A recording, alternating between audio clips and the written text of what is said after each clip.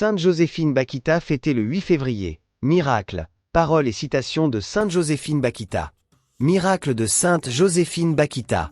Dès la mort de sœur Joséphine Bakhita, des phénomènes extraordinaires sont remarqués autour de son corps. Elle avait à plusieurs reprises annoncé qu'après sa mort, elle ne ferait peur à personne. En effet, tous les enfants s'approchent de son corps sans la moindre appréhension, car elle semble sourire à tous. 3 ans après sa mort, le bulletin canossien publiait déjà 6 pages de noms de personnes qui attestent avoir reçu des grâces par l'intercession de Bakhita. Pour la canonisation de sœur Joséphine, on a retenu 2 miracles. L'un d'eux est celui d'une femme brésilienne diabétique.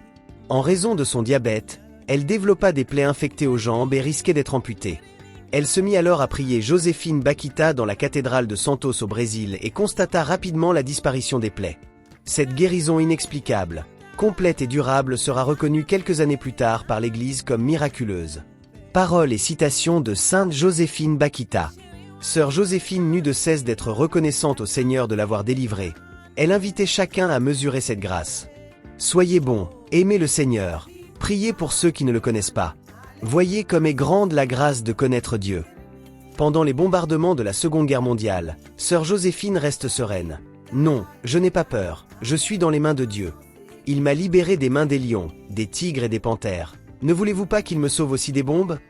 Sœur Joséphine avait une grande dévotion envers la Sainte Vierge. La Sainte Vierge m'a protégée, même quand je ne la connaissais pas. Même au fond du découragement et de la tristesse. Quand j'étais esclave, je n'ai jamais désespéré, parce que je sentais en moi une force mystérieuse qui me soutenait. Alors malade, Joséphine disait, « Je m'en vais lentement, lentement, pas à pas vers l'éternité. Jésus est mon capitaine et moi, je suis son assistante. Je dois porter les valises.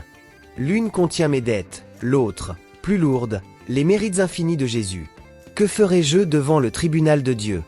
Je couvrirai mes dettes avec les mérites de Jésus et je dirai au Père éternel, « Maintenant juge ce que tu vois. » Au ciel j'irai avec Jésus et j'obtiendrai beaucoup de grâce. Je viendrai te visiter dans tes rêves si le patron me le permet. Au paradis j'aurai du pouvoir et j'obtiendrai pour tous beaucoup de grâce.